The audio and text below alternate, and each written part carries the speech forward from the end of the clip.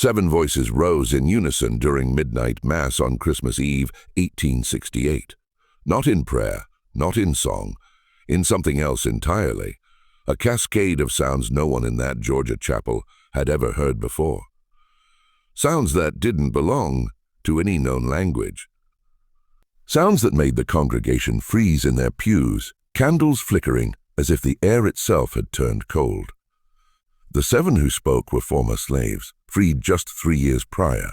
They had attended services quietly for months. They had never caused trouble.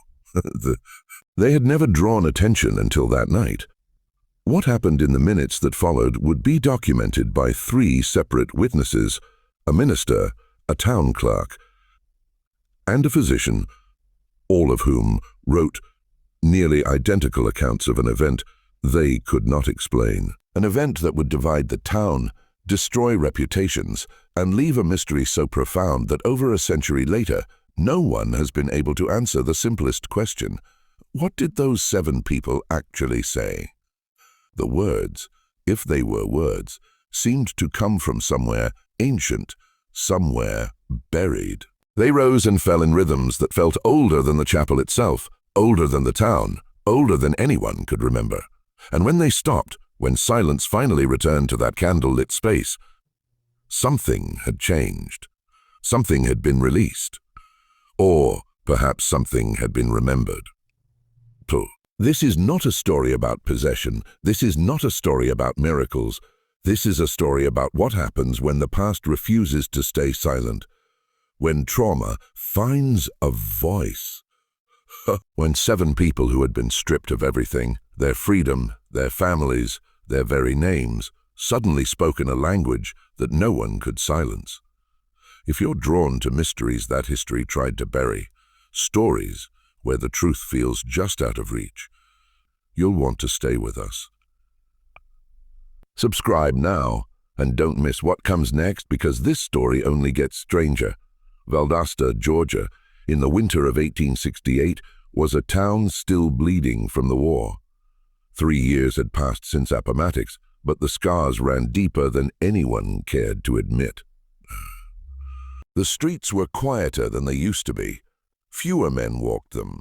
Fewer voices filled the air. The grand homes on Patterson Street stood like monuments to a world that no longer existed. Their paint peeling, their gardens overgrown, their windows dark. The war had taken sons, fathers, fortunes. What it left behind was a fragile piece, a town trying to rebuild itself on the bones of what it once was. The cotton fields that had once made Valdosta prosperous now lay out, worked by men and women who were technically free, but economically trapped. The railroad depot, which had once bustled with commerce, now stood mostly empty. Its platforms weathered, its tracks rusted in places, and in that fragile piece, the newly freed population, men, women, and children who had been property just years before, were navigating a world that didn't know what to do with them. The Freedmen's Bureau had established an office in town, a small building on the corner of Hill Avenue, where a weary northern agent named Mr. Charles Whitfield tried to mediate disputes, register marriages, and help former slaves find work. But his resources were limited, his authority questioned, and his presence resented by many in the white community. Most of the freed population kept their heads down. Most worked the same land they'd always worked, under contracts that felt uncomfortably similar to the chains they'd been freed from. Most avoided trouble, avoided attention, avoided anything that might remind the white population of Valdosta that the old order was gone. But there were 7 who had started attending services at the First Methodist Chapel on Ashley Street. 7 who sat in the back pews, silent and still, listening to Reverend Thaddeus Carver preach about redemption and grace. 7 who had been invited cautiously by the Reverend himself, a man who believed, perhaps naively, that the church should be a place for all souls. Reverend Carver was 42 years old, a thin man with graying hair and kind eyes that had seen too much suffering. He had served as a chaplain during the war, tending to wounded soldiers on both sides, and the experience had changed him. He had returned to Valdosta in 1866 with a conviction that the church needed to be a force for healing, for reconciliation, for something better than the hatred that still simmered beneath the surface of everyday life. His decision to invite freed slaves to worship at the chapel had not been popular. Several families had left the congregation in protest. Others had stayed but made their displeasure known through cold stars and whispered complaints. But Carver had persisted, believing that if the church could not be a place of inclusion, it had no right to speak of Christian love. The 7 who accepted his invitation were recorded in the church ledger with careful penmanship. Abigail Marcus, Dina, Samuel, Esther, Jonah, and Cleo, ages ranging from 19 to 43. All had been enslaved on the same plantation, the old Harrow estate, 10 miles south of town. All had been freed in the chaos of Sherman's march through Georgia in late 1864. All had stayed in the area, working as laborers, washerwomen, farm hands, finding what work they could in a town that didn't want them, but needed their labor. Abigail was the eldest at 43, a woman with deep-set eyes and hands scarred from years of fieldwork. She worked as a washerwoman now, taking in laundry from the few families willing to pay her. She lived alone in a small cabin on the edge of town, a structure that leaked when it rained and offered little protection from the winter cold. Marcus was 38, tall and broad-shouldered, his face marked by a long scar that ran from his left temple to his jaw, a reminder of a punishment he had received years ago for the crime of learning to read. He worked as a laborer, hired by the day to load freight at the depot or repair fences on nearby farms. Denina was 26, quiet and watchful, with a voice so soft that people often had to lean in to hear her. She worked as a domestic servant for a family on Patterson Street, cleaning their home, cooking their meals, caring for their children. She lived in a small room behind their kitchen, a space barely large enough for a bed. Samuel was 31, a man who had been a blacksmith's apprentice before the war and still carried the burns and calluses of that trade. He had tried to set up his own smithy after emancipation, but no one would lend him the money for tools or materials. Now he worked odd jobs, repairing what he could with borrowed equipment. Esther was 22, the youngest woman among them, with a face that might have been beautiful if not for the haunted look in her eyes. She had been separated from her mother and siblings during the war, and had never found them again. She worked in the fields, picking what little cotton was still being grown, her hands moving with mechanical efficiency. Jonah was 40, a man who had served as a driver on the Harrow plantation, a position that had required him to enforce discipline among the other enslaved people, a role that had left him isolated and mistrusted. And he worked now as a groundskeeper for the cemetery, a job that kept him away from others, which seemed to suit him. And Cleo was 19, the youngest of the 7, a girl who had been born into slavery and freed before she fully understood what either word meant. She worked as a seamstress, mending clothes for anyone who would pay her, her fingers quick and precise, despite the poor light in her cabin. They were unremarkable by all accounts, quiet, respectful. They arrived early to services and left quickly afterward. They didn't speak unless spoken to.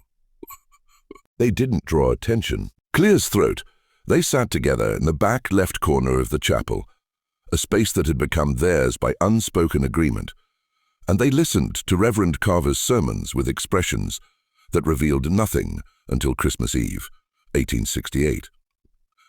The days leading up to Christmas had been unusually cold. A hard frost had settled over Valdoa, turning the ground iron-hard and coating the bare trees with a thin layer of ice that glittered in the weak winter sunlight. The town had made an effort to celebrate. Wreaths hung on doors. Candles appeared in windows, or appeared in windows. The general store displayed a few modest toys and ribbons, but the cheer felt forced. A performance of normalcy in a place still haunted by loss. Reverend Carver had spent the week preparing for the Christmas Eve service. He had decorated the chapel with pine branches and holly, their scent filling the small space with a reminder of life, even in the dead of winter. He had practiced his sermon, choosing his words carefully, wanting to speak of hope without ignoring the pain that so many in his congregation still carried. On the afternoon of Christmas Eve, he had visited each of the 7, as was his custom. He brought them small gifts, a loaf of bread, a jar of preserves, a warm scarf, and wished them a blessed Christmas. They had thanked him quietly, their gratitude sincere, but restrained, as if they had learned long ago not to expect kindness and were still adjusting to receiving it. None of them had given any indication that anything unusual was about to happen. The chapel was full that night. Nearly every pew was occupied. Families crowded together, their breath visible in the cold air despite the small stove burning in the corner. Candles lined the windowsills, their flames casting long shadows across the wooden pews, making the space feel both intimate and vast. The air smelled of pine and wax, and the faint musk of wall coats, damp from the evening's drizzle. Reverend Carver stood at the pulpit, his voice steady and warm as he spoke of the nativity, of hope born in the darkest season, of light breaking through. He spoke of Mary and Joseph, of their journey, of their faith in the face of uncertainty. He spoke of the shepherds, of how the divine had been revealed first to the lowliest, to those whom society had overlooked. His words were carefully chosen, meant to comfort, to inspire, to remind his congregation that even in their darkest moments, they were not forgotten. The congregation listened, some with heads bowed, others with eyes closed, a few with expressions of quiet skepticism. The 7 sat in their usual place in the back left corner. They were dressed in their best clothes, garments that were clean but worn, mended in places too thin for the cold.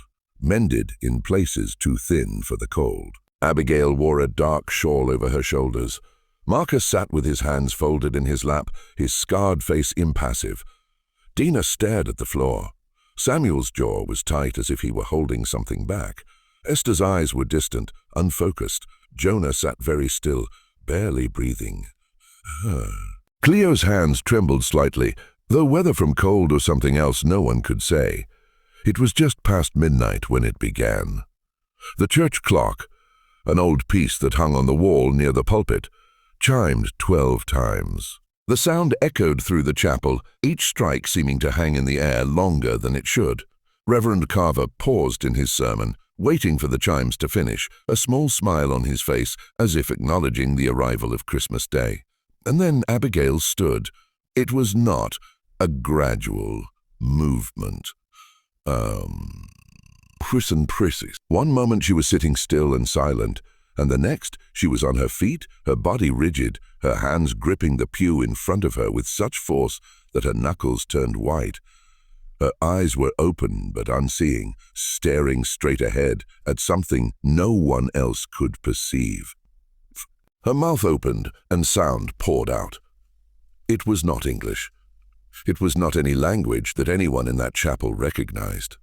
And the 7, still sitting in the back pew, their faces blank, their breathing steady as if nothing had happened. Dr. Langford was the first to approach. He moved slowly, cautiously, as one might approach a wounded animal. He knelt beside Abigail, taking her wrist gently, feeling for her pulse. It was steady, normal. He looked into her eyes, checking for signs of distress or illness. Her pupils were normal, responsive. He asked her a question, his voice low and calm. "Abigail, can you hear me?" She blinked slowly as if waking from a deep sleep. her eyes focused on him, confused.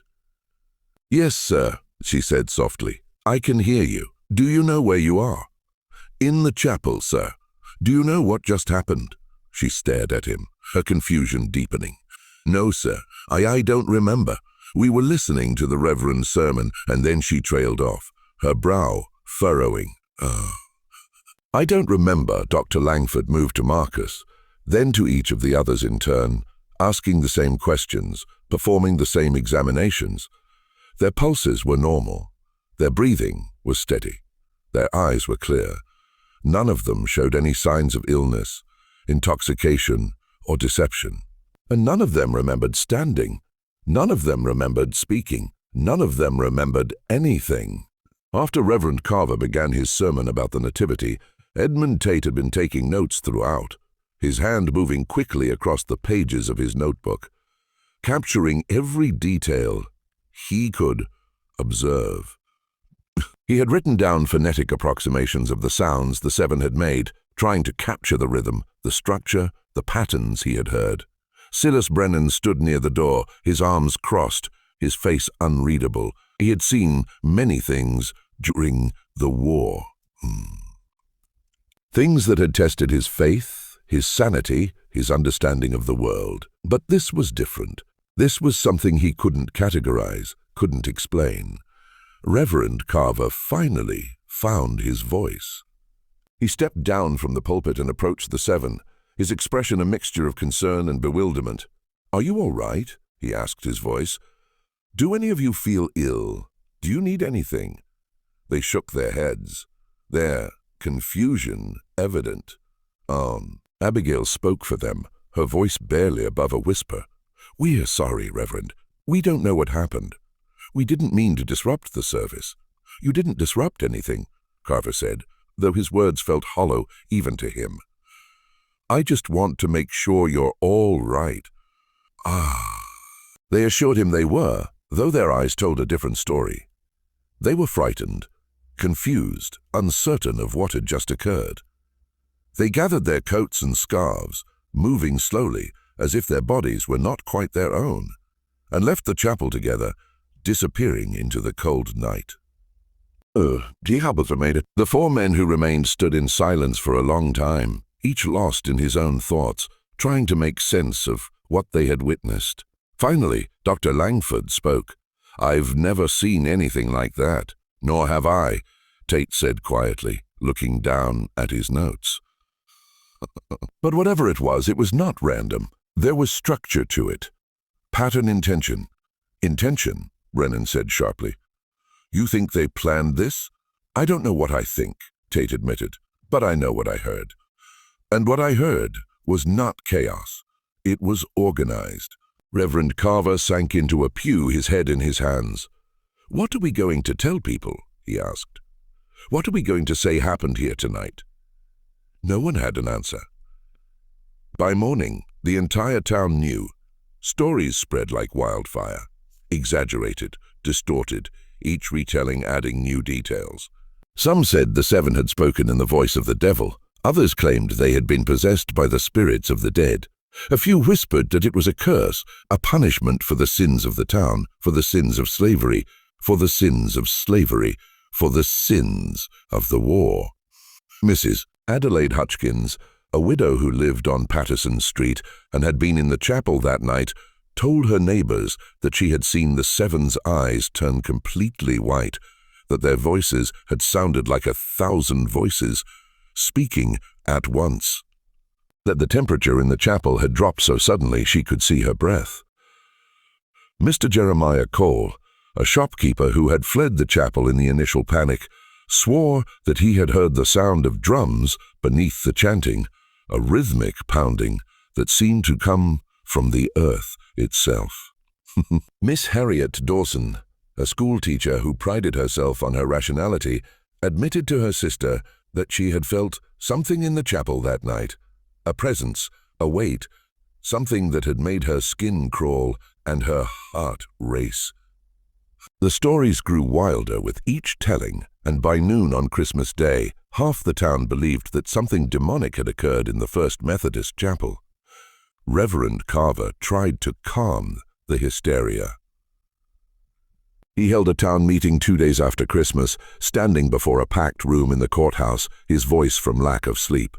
He had spent the past 2 days visiting families, trying to reassure them, trying to explain what had happened in rational terms. But his own uncertainty undermined his words.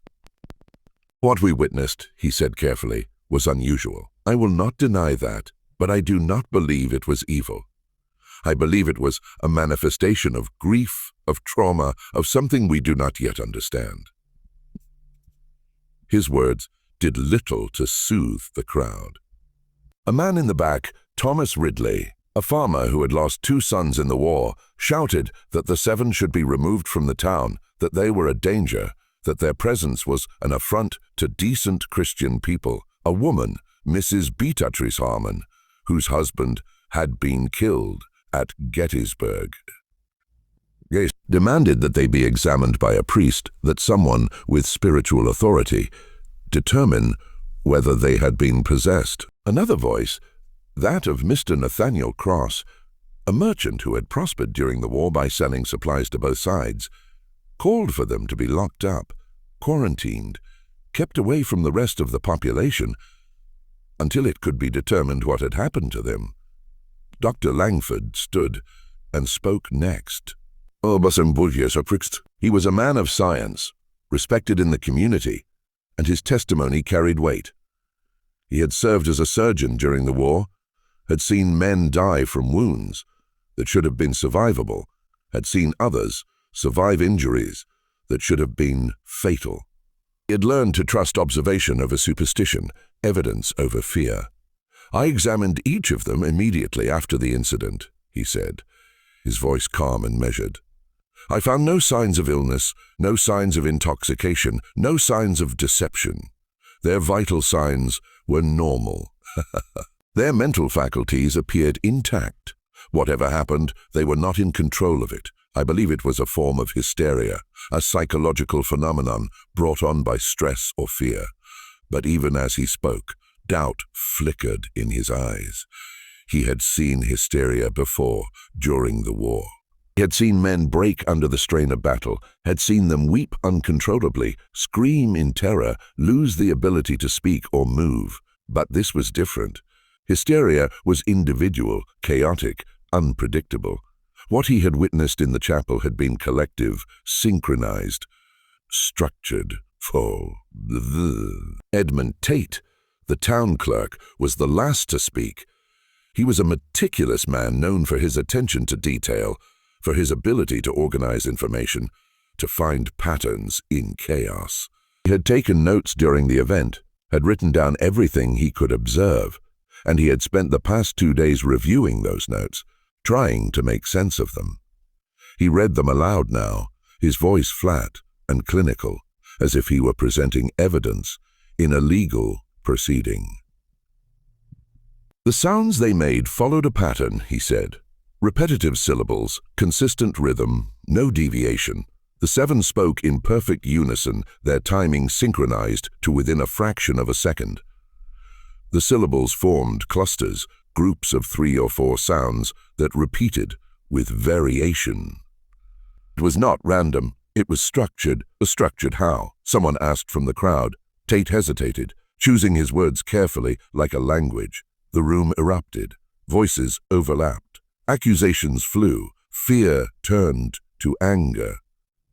Some demanded that the 7 be questioned, interrogated, forced to explain what they had said and why. Others insisted that they be expelled from the town, sent away before they could cause more harm. Few voices, quieter, more hesitant, suggested that perhaps they should be left alone, that perhaps what had happened was not their fault. Reverend Carver tried to restore order, but it was too late. The damage was done. The town had made up its mind. The 7 were dangerous. The 7 were a threat. The 7 needed to be dealt with. The meeting ended in chaos with no resolution, no plan, only fear and anger and confusion. The 7 were not arrested. There was no law against what they had done, no crime that could be named. but they were ostracized. Employers refused to hire them, neighbors refused to speak to them, shopkeepers refused to sell to them. They became ghosts in their own town, invisible and unwanted, moving through the streets like shadows. Abigail lost her laundry clients. Marcus was turned away from the depot when he showed up for work.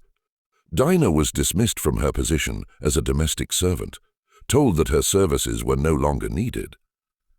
Samuel found that no one would hire him for odd jobs. Esther was told not to return to the fields. Jonah was informed that the cemetery no longer required his services. Cleo's sewing clients stopped coming to her cabin.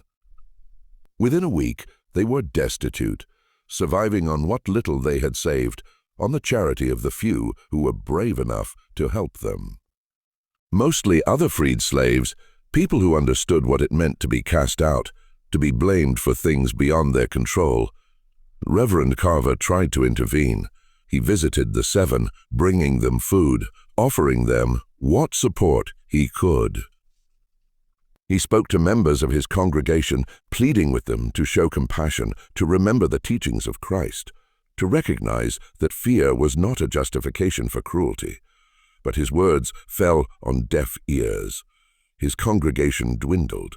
Families who had attended services for years stopped coming. True. Donations to the church dropped. He received anonymous letters, some threatening, others simply expressing disappointment that he would defend those people.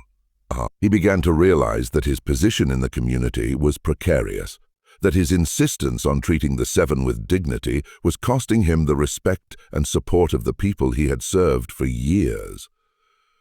But he couldn't let it go. He couldn't accept that what had happened in the chapel was simply hysteria or coincidence. He had seen the 7's faces. He had heard the sounds they made. He had felt something in that moment, something he couldn't name, something that defied explanation. He began to investigate quietly, methodically, speaking to anyone who might have answers. Second, CTA, narrated naturally. This is the kind of story that refuses to let go. If you want more mysteries like this, stories that challenge what we think we know, hit that like button and let us know you're here. Your support keeps these forgotten histories alive. In the weeks that followed, Reverend Carver became obsessed.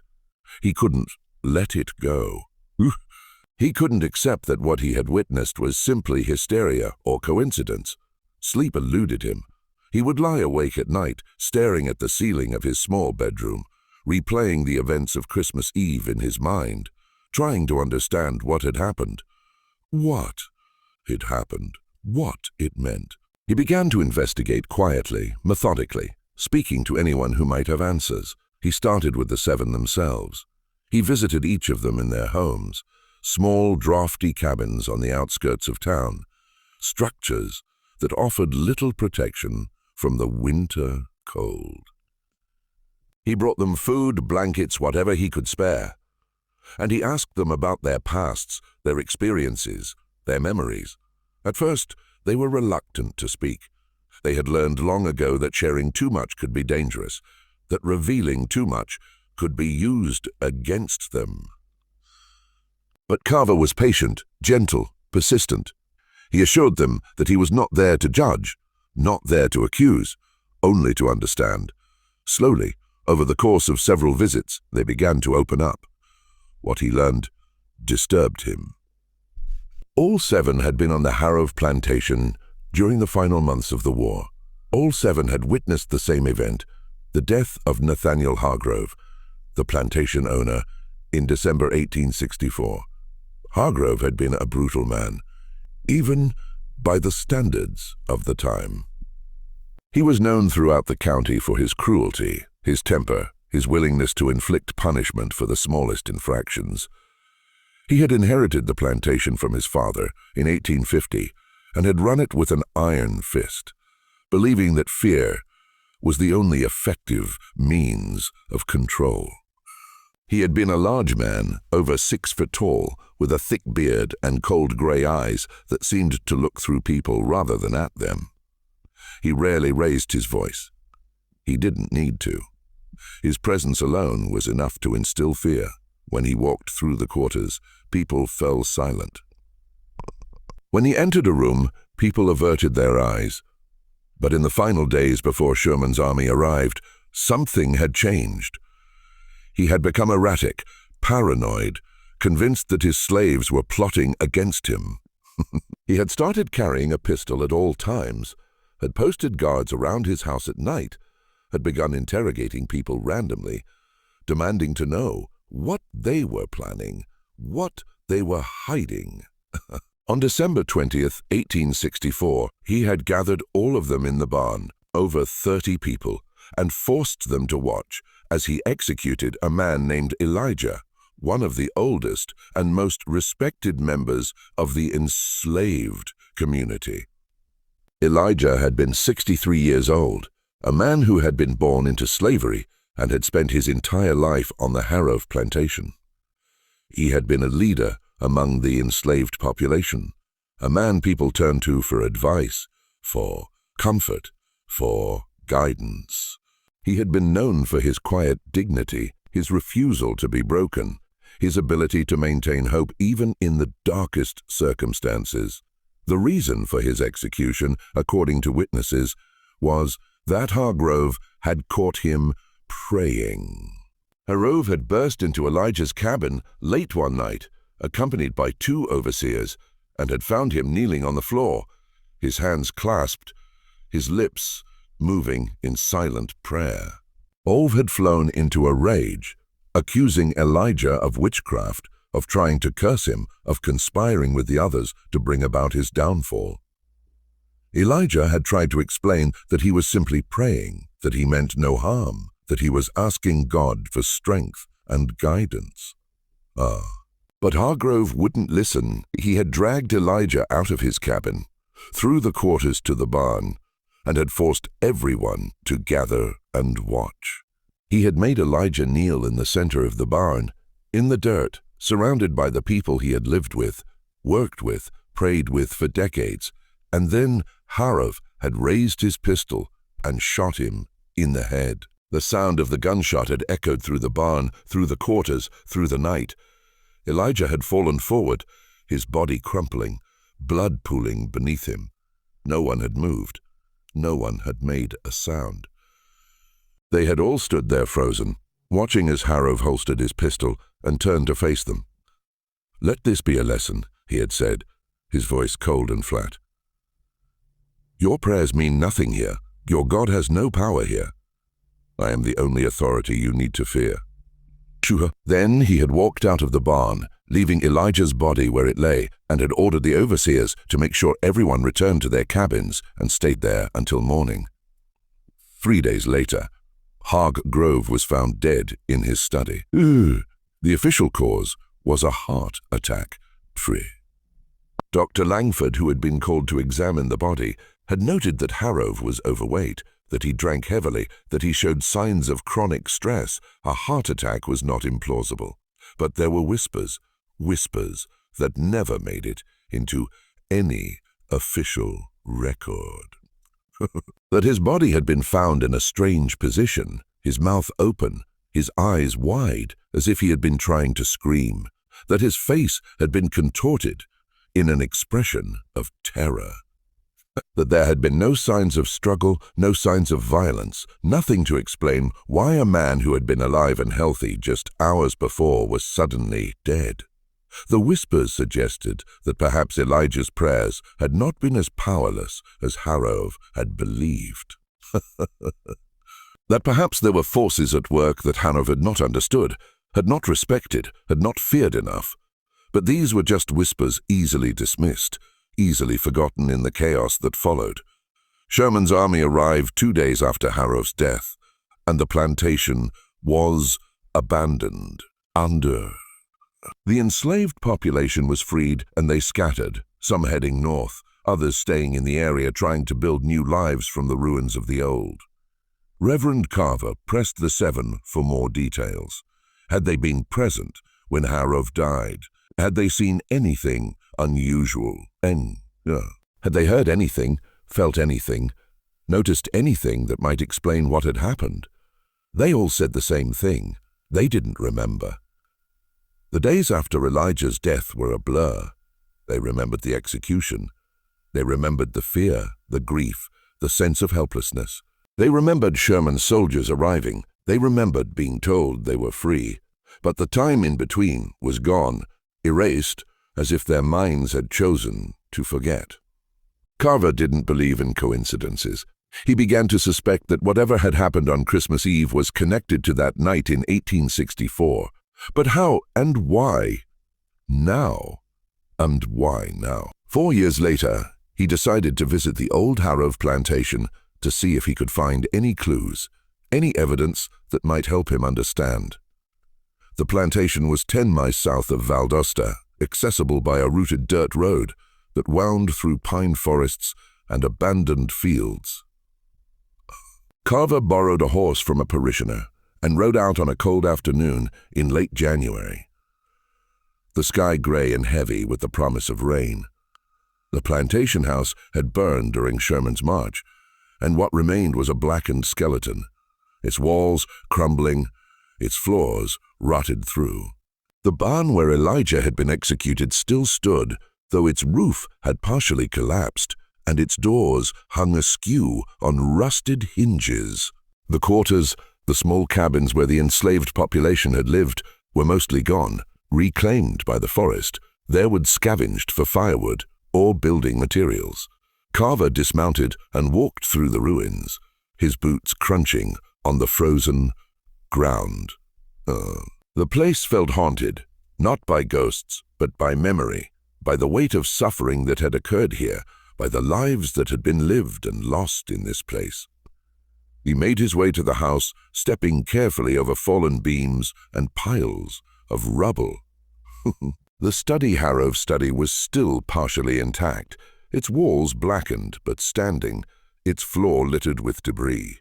Carver searched through the wreckage, sifting through charred papers and broken furniture. He was about to give up when he found it. A leather-bound journal, scorched but readable, tucked beneath a fallen beam. The journal belonged to Nathaniel Hargrove.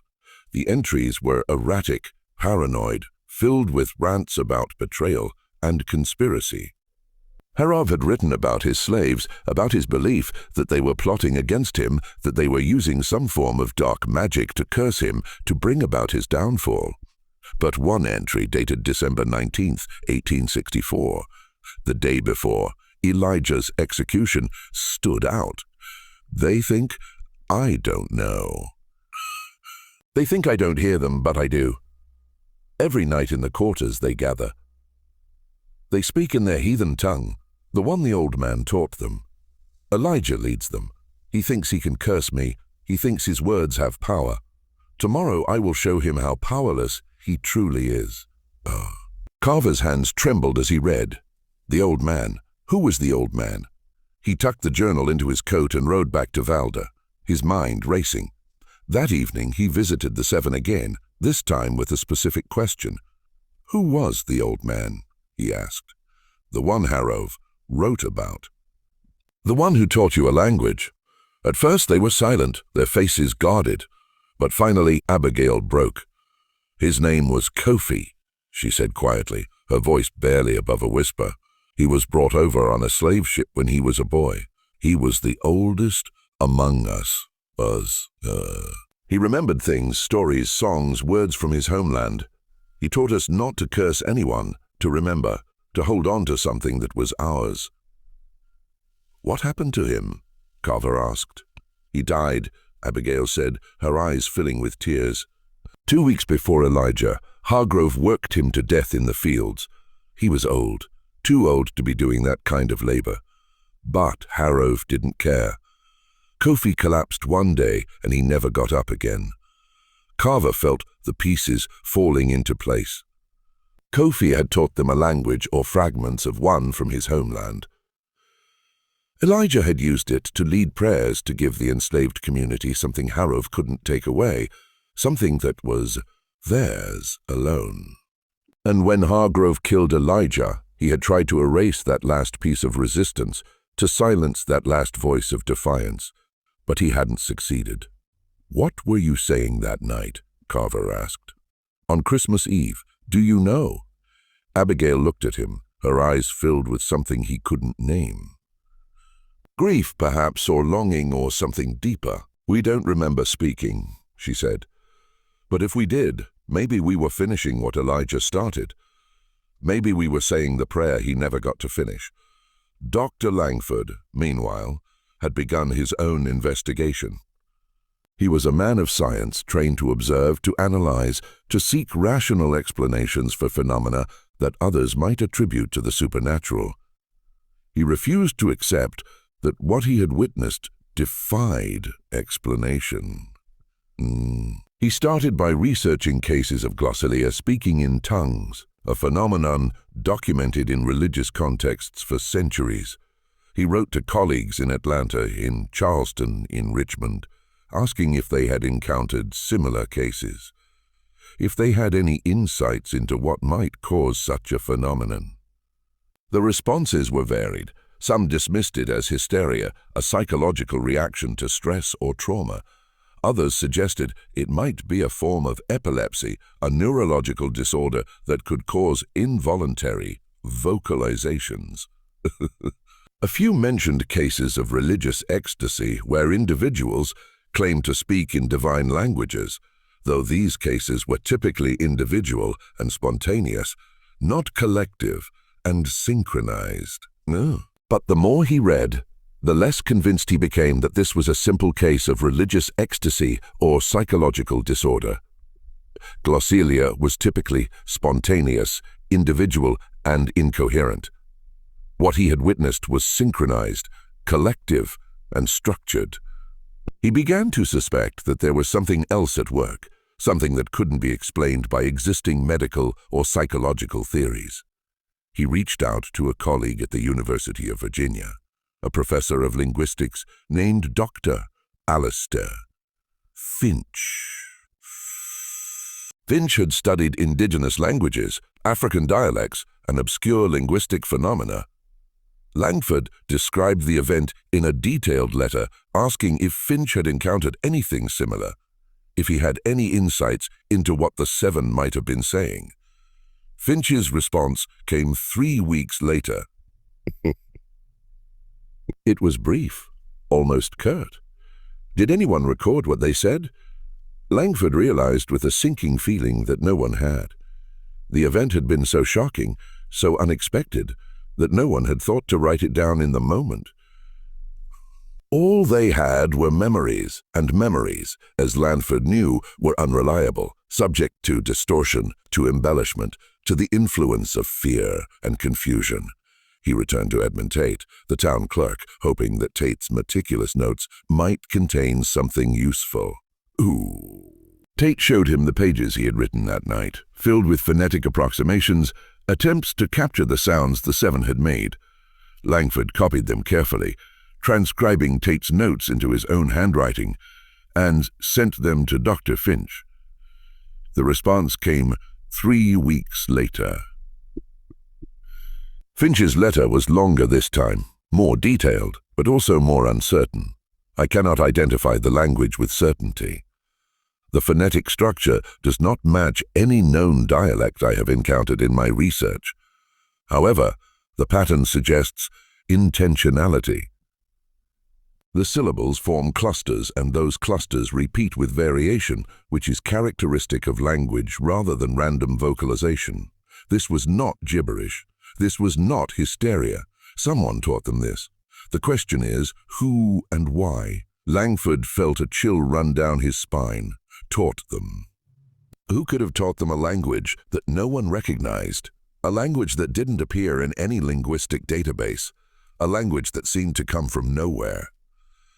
He shared Finch's letter with Reverend Carver, and the two men met in Carver's study to discuss their findings.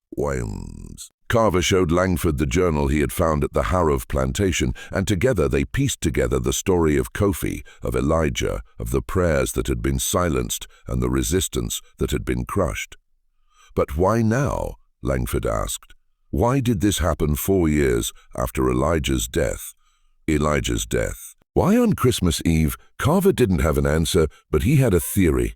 Trauma doesn't disappear, he said slowly. It stays with us, buried, waiting. Maybe what happened on Christmas Eve was a release. Maybe the 7 had been carrying this for years. And something about that night, the setting, the time, the atmosphere, triggered it. Maybe they were finally able to express what they had been holding inside. Langford considered this. It was plausible. He had seen soldiers return from the war with invisible wounds, with memories that haunted them, with experiences that they couldn't articulate. He had seen men wake screaming from nightmares, had seen them flinch at loud noises, had seen them struggle to reintegrate into civilian life. But this was different. This was not individual trauma. This was collective, and it was synchronized. There's something else, Carver said, pulling out another page from Harrow's journal. Listen to this. He read aloud from an entry dated December 22nd, 1864, the day after Elijah's execution. I cannot sleep. Every time I close my eyes, I hear them. The words, the sounds, they echo in my mind. Relentless, maddening. I see Elijah's face, his eyes, the way he looked at me before I pulled the trigger. There was no fear in his eyes, only certainty, as if he knew something I didn't, as if he had one, even in death. Carver looked up at Langford. Harrow was haunted by what he had done. He couldn't escape it. Maybe the 7 are haunted too. Maybe they're carrying not just their own trauma, but Elijah's Kofi's, everyone who suffered on that plantation. Langford nodded slowly. It was a compelling theory, but it still didn't explain the synchronization, the structure, the precision of what had occurred.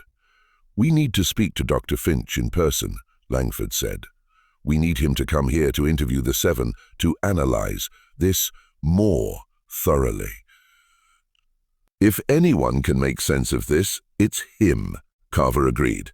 And Langford sent another letter to Finch, this time with an urgent request for him to travel to Valdosta. Dr. Alistair Finch arrived in Valdosta in early February, traveling by train, from Virginia. He was a man in his 50s, tall and thin, with sharp features and piercing blue eyes that seemed to take in everything at once. He carried with him a leather satchel filled with books, notebooks, and recording equipment, a photograph that he hoped might capture the sounds if the 7 could be induced to speak again. Langford and Carver met him at the depot and brought him to Carver's home, where they spent the evening discussing the case, sharing their findings, and planning their approach. Finch was skeptical at first. He had encountered many cases of supposed linguistic phenomena that turned out to be nothing more than hysteria or fraud. But as he reviewed Tate's notes, as he read Hargrove's journal, as he listened to Carver and Langford describe what they had witnessed, his skepticism began to waver. "This is extraordinary," he said finally. "If what you're describing is accurate, this could be one of the most significant linguistic discoveries of the century. A language preserved through oral tradition, passed down through generations of enslaved people, hidden from their oppressors." It's remarkable. The next day, Finch began his interviews. He met with each of the 7 individually, asking them about their memories, their experiences, their knowledge of Kofi, and the language he had taught them. The interviews were slow, painstaking. The 7 were hesitant, wary of this stranger who asked so many questions, who seemed so interested in things they had tried to forget. But Finch was patient, gentle, respectful.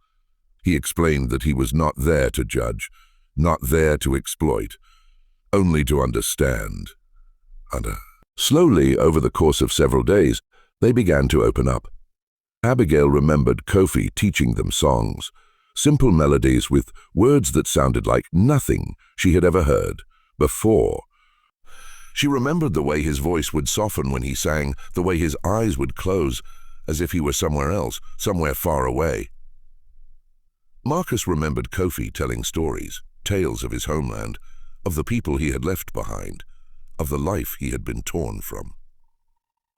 He remembered the sadness in Kofi's voice, the longing, the grief that never quite left him. Dina remembered Kofi teaching them words, simple phrases, greetings and blessings and prayers. She remembered practicing them in secret, whispering them to herself at night, holding on to them like treasures. Samuel remembered Kofi's insistence that they remember, that they not let the language die, that they pass it on to their children and their children's children. He remembered Kofi saying that as long as they remembered, they would never be truly lost. Esther remembered Elijah taking over after Kofi died, leading them in prayers, using the words Kofi had taught them. She remembered the comfort those prayers brought, the sense of connection, the feeling that they were part of something larger than themselves. Jonah remembered Harov's rage when he discovered what they were doing, the fear that had gripped the quarters, the knowledge that they were being watched, that any misstep could be fatal. Cleo, the youngest, remembered very little. Little. She had been only 15 when Elijah was killed, and the trauma of that night had blurred her memories. But she remembered the sound of the gunshot, the sight of Elijah's body, the silence that had followed. Finch took meticulous notes, recording everything they said, asking follow-up questions, probing gently for details. He asked them to recall any words or phrases they remembered, any sounds or syllables that Kofi had taught them. Slowly, painstakingly, he began to piece together fragments. The language, he determined, was likely a dialect from the region that is now Ghana, possibly Akon or Ga, though there were elements that didn't quite fit, variations that suggested either a different dialect or a creolization that had occurred over generations. He asked them if they would be willing to try to speak the language again to see if they could recall the words they had spoken on Christmas Eve. They were reluctant, frightened by the idea, but Finch assured them that he would be there, that Carver and Langford would be there, that they would be safe. On a cold afternoon in mid-February, the 7 gathered in Carver's study. Finch set up his photograph, adjusting the horn, preparing the wax cylinder that would record their voices. Carver and Langford sat quietly in the corner, watching, waiting. Finch asked them to close their eyes, to relax, to try to remember the night of Christmas Eve. He asked them to recall the feeling, the atmosphere, the moment when they had stood and spoken. For a long time, nothing happened. The 7 sat in silence, their eyes closed, their breathing steady. Then, slowly, Abigail began to speak. Her voice was soft at first, hesitant, as if she were reaching for something just out of reach. But then the words came, the same syllables, the same rhythm, the same cadence that had filled the chapel on Christmas Eve. Amakosi Nyamio. One by one, the others joined her. One by one, the others joined her. Their voices overlapped, interweaving, creating the same harmonics, the same patterns. It was not as loud as it had been in the chapel, not as overwhelming, but it was unmistakable. Finch's eyes widened. He leaned forward, listening intently, his hand moving quickly across his notebook, capturing every sound, every nuance. The chant continued for nearly a minute, then slowly faded, the voices trailing off one by one, until only silence remained. The 7 opened their eyes, looking at each other, at Finch, at Carver and Langford. They looked exhausted, drained, as if the effort of speaking had taken something from them. Finch played back the recording, the scratchy sound of their voices emerging from the photograph's horn. He listened carefully, comparing it to Tate's notes, to his own transcriptions, to the linguistic patterns he had identified. Finally, he looked up, his expression a mixture of awe and uncertainty. "I believe," he said slowly, "that what you spoke is a prayer of remembrance. The words are fragmentary, incomplete, but the structure suggests a plea to ancestors, to those who have passed, to not be forgotten. The phrase, Amakosi could be a variation of Nkosi, which in some West African languages means chief or ancestor. Nyamidu could be related to Nyami Hemi Huomi, supreme deity in a Kon cosmology. Asfo might be a form of Asida, which means thanks or gratitude. He paused, choosing his words carefully. If my translation is correct, what you were saying was something like, Ansys, divine spirit, we give thanks. We are not forgotten. We are not lost. We are here. The room was silent. Carver felt tears prick his eyes. Langford sat back, his expression thoughtful. The seven looked at each other, something passing between them. Recognition, perhaps, or relief, or a sense of completion. It was not a curse, Finch said softly. It was not possession. It was a declaration, a refusal to be erased, a way of honoring those who had been silenced. When Finch presented his findings to the town, the reaction was muted. He held a public lecture at the courthouse, standing before a smaller crowd than had attended the meeting after Christmas. Many people had already made up their minds about what had happened, and no amount of linguistic analysis was going to change that. Some accepted Finch's explanation. They were relieved to have a rational explanation, something that didn't involve demons or curses or supernatural forces. They were willing to believe that the seven had been carrying trauma, that they had found a way to express it, that what had happened was a psychological and cultural phenomenon rather than something malevolent. Others refused to believe it. They clung to the idea that something supernatural had occurred, that the seven had been possessed or cursed, that they were dangerous and should be avoided. These people continued to ostracize the seven, continued to refuse them work or assistance, continued to treat them as pariahs. A few, a very few, were moved by Finch's explanation. They began to see the seven not as threats, but as survivors, as people who had endured unimaginable suffering and had found a way to honor those who had been lost. These people began to reach out cautiously, offering work, offering support, offering a measure of the dignity that had been denied them. Reverend Carver continued to hold services at the chapel. The seven continued to attend, sitting in the back pews, silent and still. The congregation slowly grew again, though it never returned to its former size. Some families came back, drawn by Carver's persistence, by his refusal to abandon the seven, by his insistence that the church should be a place of compassion rather than judgment. Dr. Langford wrote a detailed account of the case, which he submitted to a medical journal. It was published several months later, sparking debate among physicians and psychologists about the nature of trauma, memory, and collective experience. Some praised his work as groundbreaking, others dismissed it as speculation, but it remained in the medical literature, a curious footnote in the history of psychological phenomena. Dr. Finch returned to Virginia, taking with him the recordings and his notes. He continued to study the language fragments, corresponding with scholars in Europe and Africa, trying to trace the origins of the words the seven had spoken.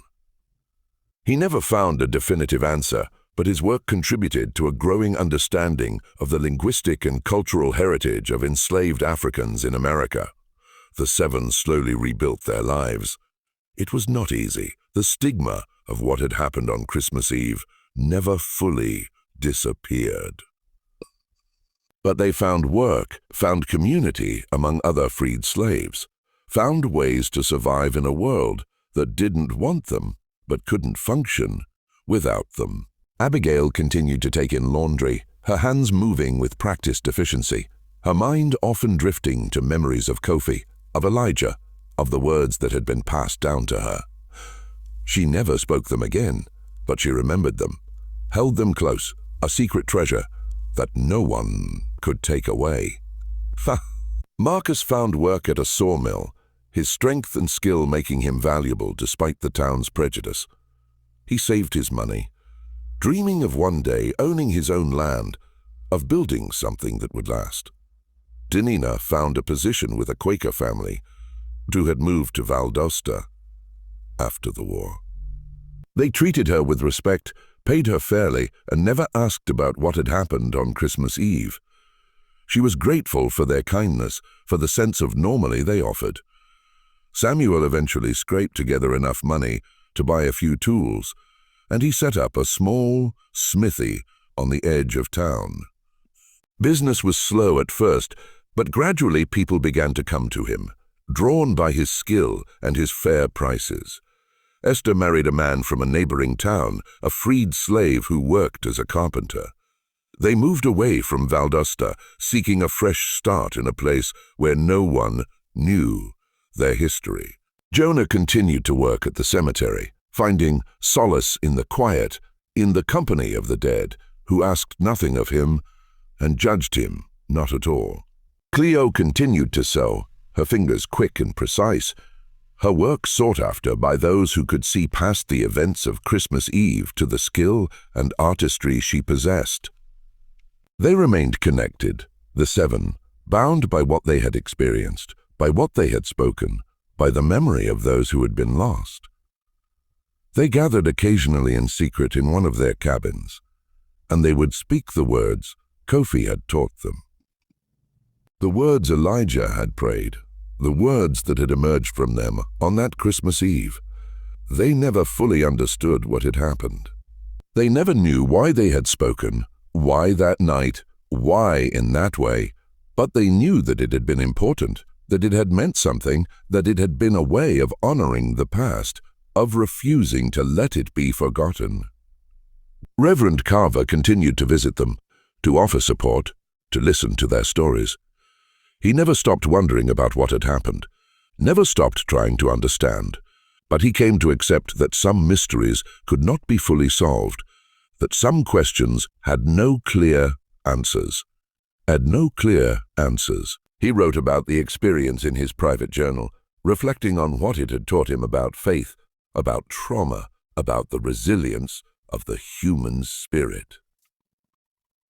He wrote about how the seven had been stripped of everything, their freedom, their families, their dignity, but had found a way to hold on to something that was theirs alone, something that could not be taken away. He wrote about how their voices speaking in a language that no one recognized had been a form of resistance, a refusal to be silenced, a declaration that they were still here, still human, still worthy of being remembered. And he wrote about how that night in the chapel had changed him, had challenged his understanding of faith and suffering and redemption, had reminded him that the divine could be found in the most unexpected places, in the most unexpected voices. The town slowly moved on, as towns do. The memory of that Christmas Eve faded into rumor and legend. New events, new crises, new concerns took precedence. The war receded further into the past. Reconstruction gave way to new political realities. Life continued as it always does, but the mystery never fully disappeared. The records remained: Tate's notes, Langford's account, Finch's analysis, Harrow's journal. They were filed away in archives, in libraries, in private collections, waiting to be discovered by future generations. And the question remained unanswered, perhaps unanswerable. What really happened in that chapel on Christmas Eve, 1868? Was it truly a psychological phenomenon, a collective release of trauma that had been buried for years? Was it a cultural memory passed down through generations, emerging in a moment of collective consciousness? Was it something else entirely? Something that defied categorization? Something that reminded us how little we truly understand about the human mind, about memory, about the ways the past refuses to stay buried. The seven never spoke of it publicly. They carried the memory with them, private and sacred, until the end of their days. And when they died, Abigail in 1891, Marcus in 1895, Denina in 1898, Samuel in 1901, Jonah in 1903, Cleo in 1907. They took with them whatever secrets they held, whatever understanding they had gained, but the words remained, the sounds remained, the mystery remained. And perhaps that is as it should be. Perhaps some stories are meant to remain unfinished, some questions meant to remain unanswered. Perhaps the value lies not in the solution, but in the asking, not in the explanation, but in the wonder. What we know is this. On Christmas Eve 1868, 7 people spoke in a language that no one recognized. They spoke in perfect unison, with precision and structure, with intention and meaning. They spoke words that had been passed down to them by a man who had been torn from his homeland, who had endured unimaginable suffering, who had refused to let his culture, his language, his identity be erased. They spoke for him. They spoke for him. They spoke for Elijah. They spoke for everyone who had been silenced, everyone who had been forgotten, everyone who had been told that their voices didn't matter. And in speaking, they ensured that those voices would not be forgotten, that those lives would not be erased, that the past would not stay buried. The chapel still stands on Ashley Street in Valdosta, though it has been renovated many times over the years. The pews where the 7 sat are long gone, replaced by newer ones. The candles have been replaced by electric lights. The congregation has changed, evolved, become something different. But on quiet nights, when the building is empty and the street outside is silent, some say you can still hear it. A faint echo, a whisper, a sound that doesn't quite belong to any known language. A reminder that some voices once raised can never be fully silenced. A reminder that the past is never truly past. A reminder that we are not forgotten. We are not lost.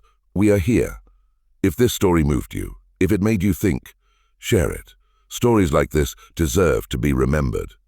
And if you want more mysteries that history tried to forget, subscribe and turn on notifications. We'll be here uncovering the past, one story at